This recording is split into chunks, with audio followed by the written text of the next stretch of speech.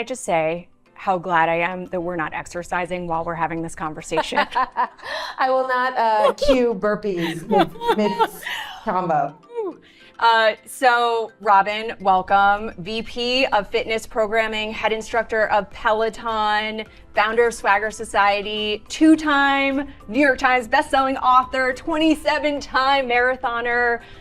You have done so much, and you're the perfect person to have this conversation with about building, because you want to help people architect their best possible life. And I love that word. That's one of my favorite words in the world, is architect, and help women really lead big lives. And so many of the women in this room, myself included, are committed to that. And so to be able to then dive into your blueprint and your playbook, I'm just so energized to do this. So welcome, and thank you for being here. Thank you so much for having me. I'm honored. So to dive straight into it, what have you built in your own words?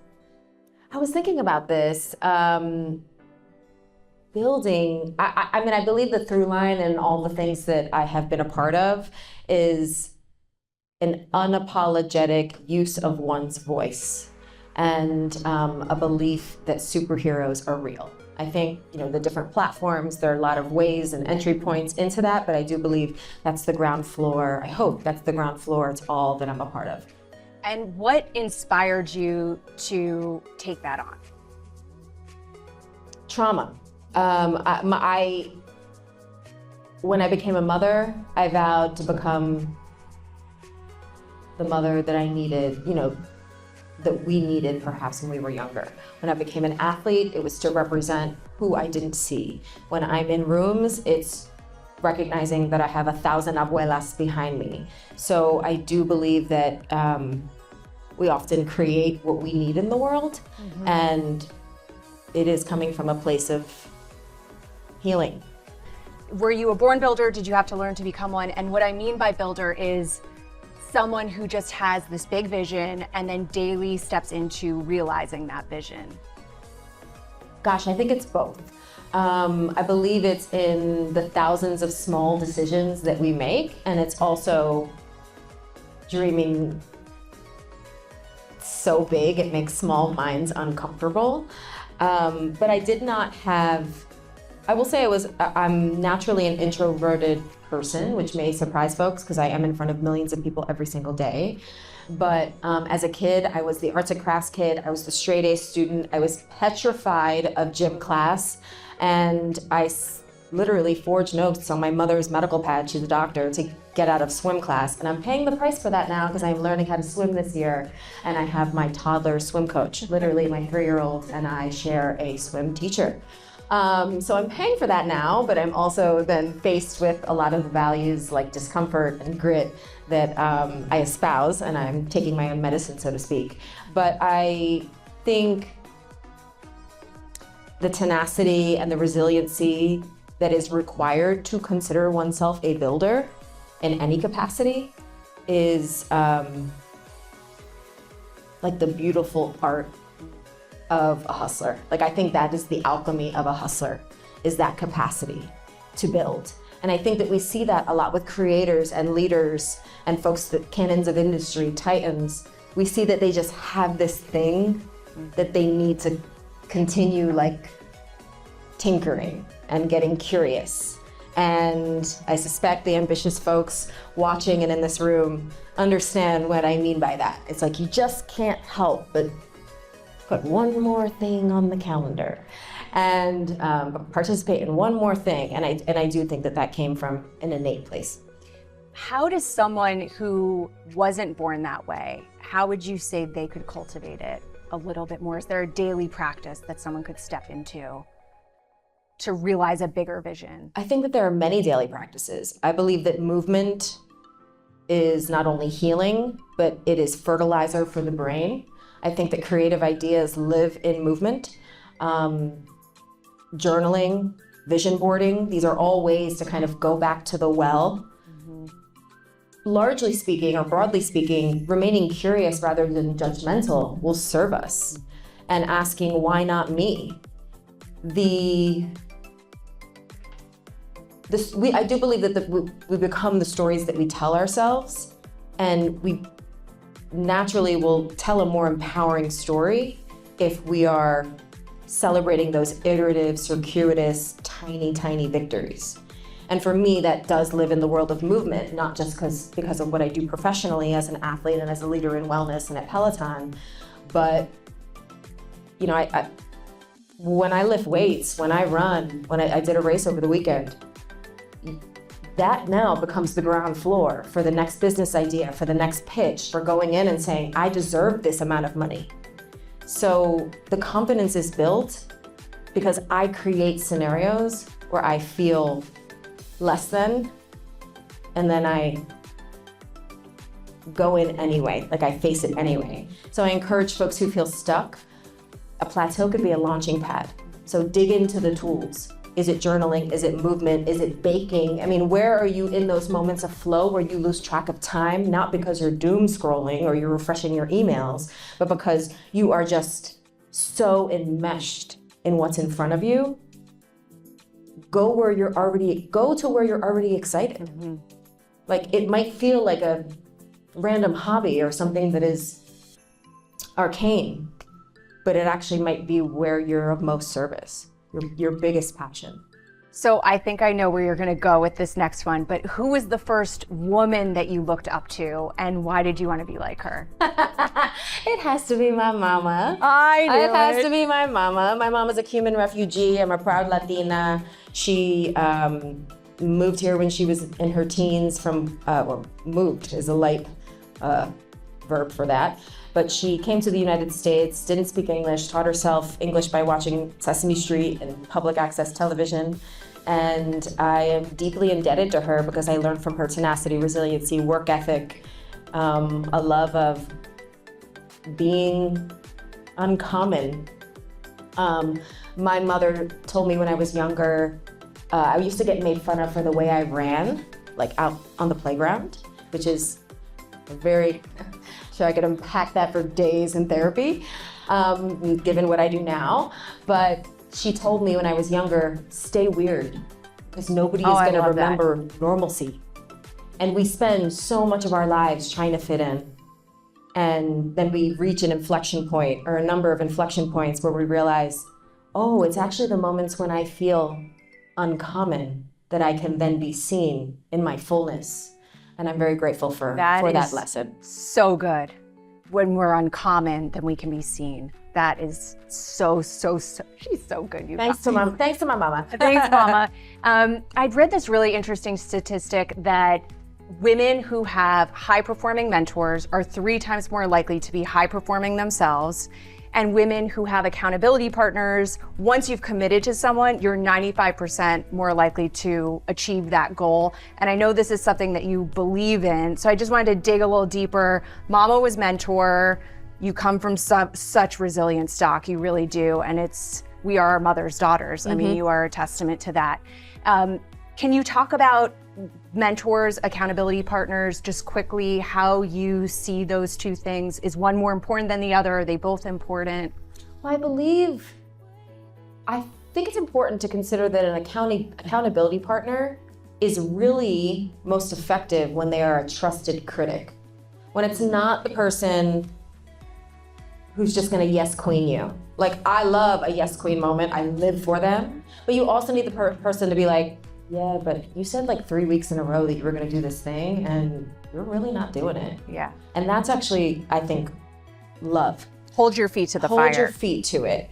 There is a similarity, I believe, between mentors and accountability partners, trusted critics. And I'm grateful that we now live in an age when it's not necessarily like sitting at the desk of the sage, wise person. It can look like that, but mentoring can look like listening to your podcast.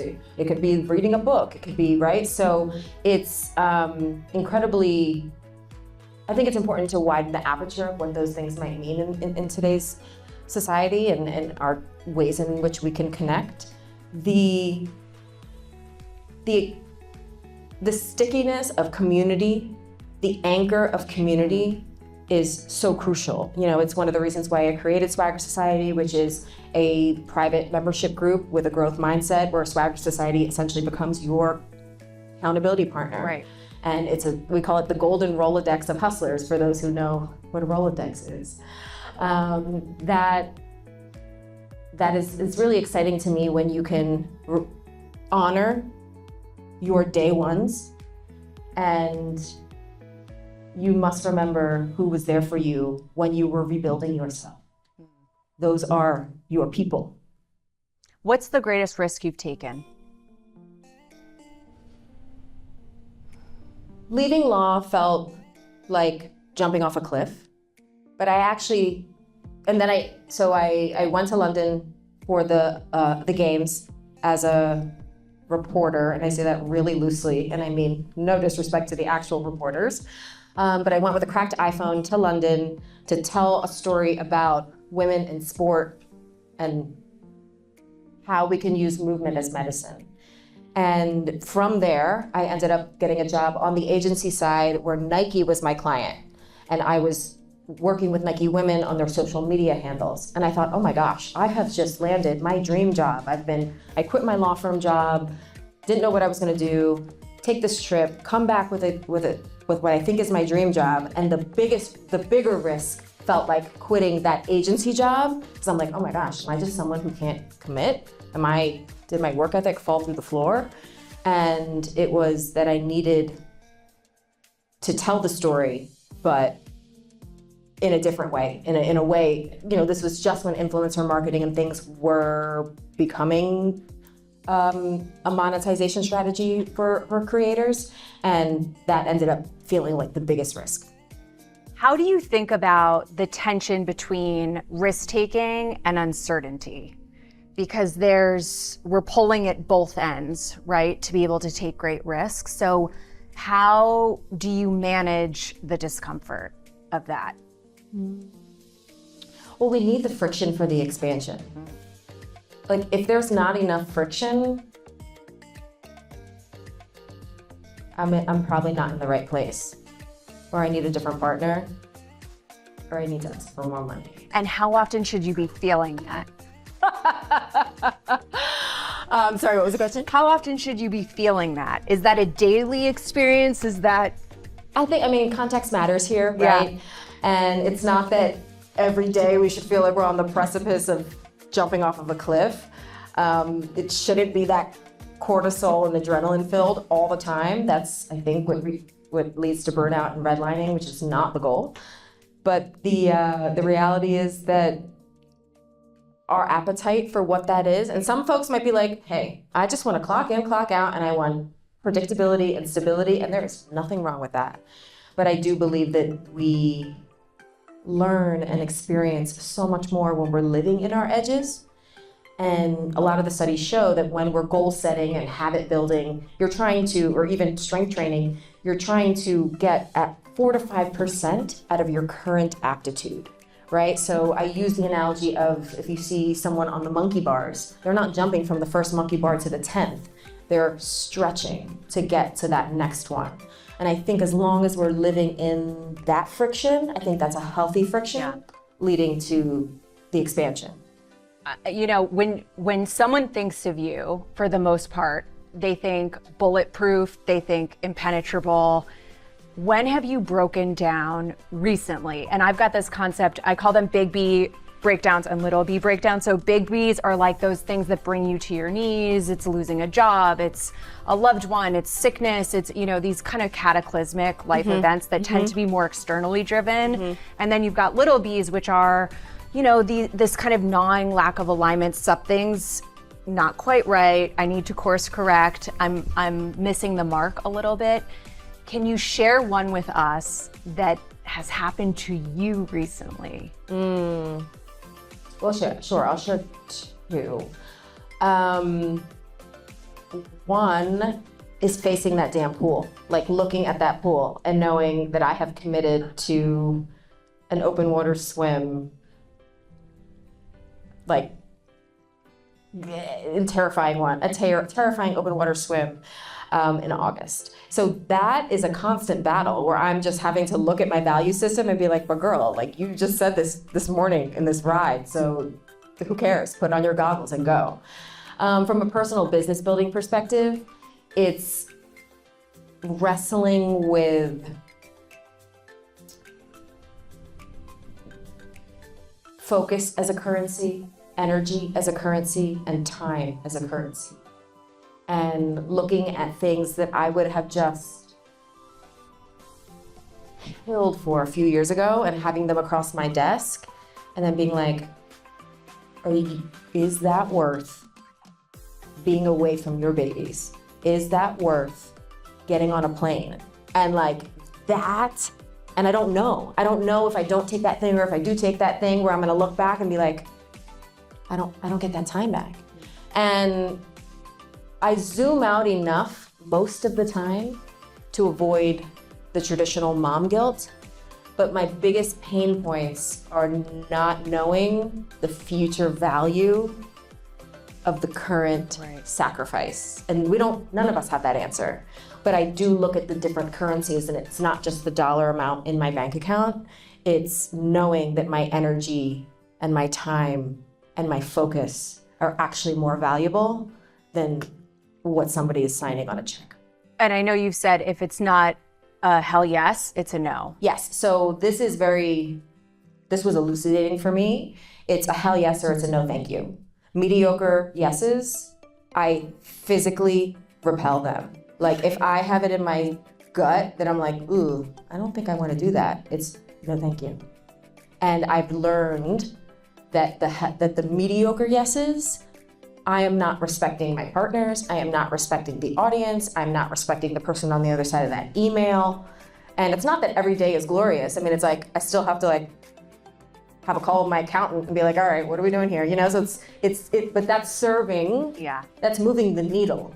And that hell yes or no thank you is quite binary and quite effective. But I just want to also punctuate, because I think it's such a good point, that it's all internal. You're not looking externally to your team to, you'll take informed opinions, but ultimately this is, how does this sit in my body? And that's the knowing that is from which you are making all decisions. I'm very grateful for that ability to tune in to my internal world, because one of my biggest business assets is my decisiveness. Yeah. It's one of my greatest assets as a leader. Not that I don't course correct, not that I don't look retroactively and think, probably could have done that better. But in the moment, I'm like, let's go. This is it. And that helps just make a choice and figure it out. Well, glad we got a hell yes here. Yes, hell yes. What makes you doubt yourself?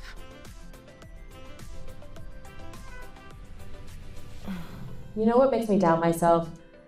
The comment section. And that's, very real. And I have some tactics now to kind of avoid going down that rabbit hole, but it's so human. And, we are hardwired to want to be in community and be liked. But I don't believe our nervous systems and our psyches we're not evolved to this current state of just having everybody's information and opinion, at the drop of a screen. So that one thing you've said, which I love so much, is this idea that life will humble you, right? Like that's the comment section. You're gonna get picked apart. And so don't you humble yourself. You've got to walk out. You're the swagger queen. Rub off on me a little, rub off on. Happy Pub Day, by the way. Yeah. I love that. How do you know when to leave someone or something? How do you know when to go? I think it comes back to the internal conversation. There becomes a point when it's more energy to hold on to the old story than just to build the new one. And we want to know how the story goes. Like that is just a survival mechanism for us. And we have to trust that we've already made it through 100% of the worst days and we're still here, so we'll figure it out. That is one of the biggest things that my husband and I rely on as new parents. I'm like, well, I figured it out this far. I'm gonna figure it out. And and I tell my kids all the time, I'm like, I've never had 2 kids before this age and this age. It's my very first day on the job.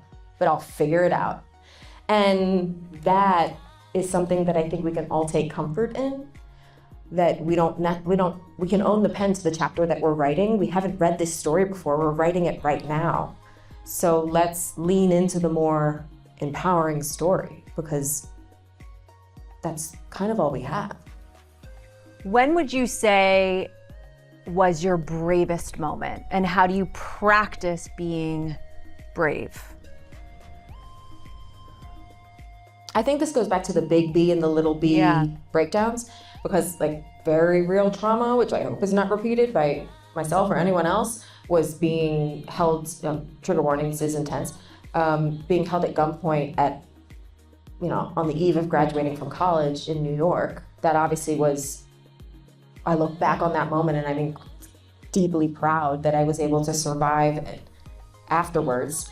But it also pointed me in the direction into needing to build a toolkit. I was like, I am holding on to all this stuff. I need to build a toolkit. And then that's where I put in meditation, the breath work, the movement, the journaling, the therapy, all the things that I talk about now very publicly. And I guess that's the big one. Yeah. And then the smaller one is the consistent. I'm very proud that I am a consistent person. And it's consistently showing up and doing the run, doing the workout, doing the Tabata intervals. And believe it or not, I actually don't like that in the moment. Like folks, yes, that is my profession, but in the moment when I'm doing my own workouts, which I always do my own workout before I teach, in the throes of that, I resent it, but I love who I am on the other side. And the consistency of showing up to that is where you get, I think, some of the values that you're asking about. Yeah. And I so appreciate that you've had very real capital T trauma. And there's so many, women in particular, when you look at the data, who are sitting on some form of trauma that either has been acknowledged or repressed. And so as opposed to kind of feeling shame around that, to feel like, okay, this can actually be something that can guide and direct the course of my life and can be harnessed for good. Yes. Is something that I think is really noble and important. Knowing what you know now, was it worth it? All of it is worth it. I love it. I love my life. I think that we should romanticize our lives. I am obsessed with the vibrancy with which we can create. I remember the malaise I had when I was doing, the 80-hour New York City hustle. And I know there may be shades of that in some of our experiences that we're listening to today. But it is absolutely possible to take the reins and write a new story. It is not too late. Like, I pray that I am 90 years old doing push-ups, pumping Biggie Smalls, and saying, I'm not done yet. And trust me, if you see me out there in these streets, remind me that I am that girl, because you can be them too. We tell ourselves this story that it's too late, or maybe our neighbor did this thing a decade before we did, or we're still waiting for XYZ life moment. It's like, you're alive right now. Let's go. And I think that we deserve to have that urgency about our lives. And we don't need to wait for somebody else's accolade in order to have that energetic frequency. What could you see yourself building next? Well, some of that is in the works.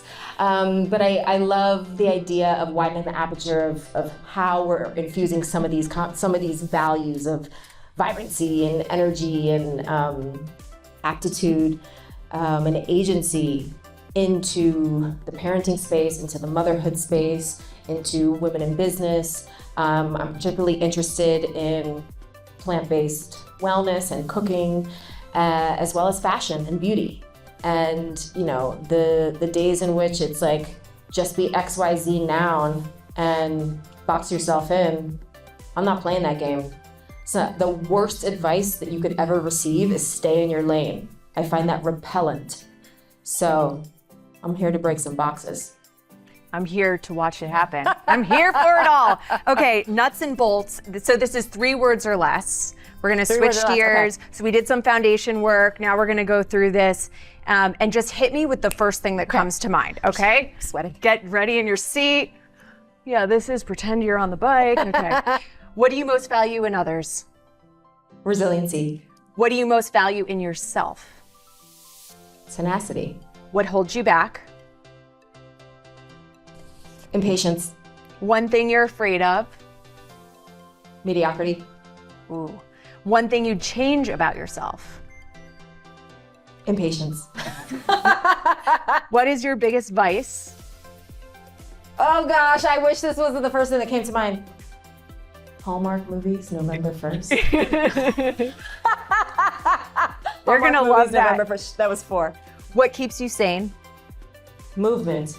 Something you wish you would have kept doing? Drawing. Something you wish you would have stopped sooner? 60-minute meetings. What keeps you going and building? Legacy. Robin, thank you. I'm Round of applause for Robin. That's so fun. Thank you so much.